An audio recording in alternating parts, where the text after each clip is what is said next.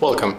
If you want to change the name of your Xbox Series X, at the first you have to go for the settings, next move to the system and click right now for console info, then tap on the name, and by using X we can erase all of the name and we can set up new, so let's do it.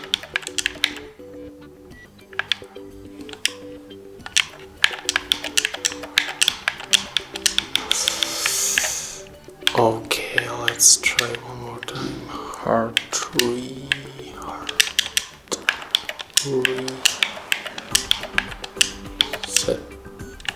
HardReset. Okay, and after that we have to click option button to confirm, and after that we have to restart our console.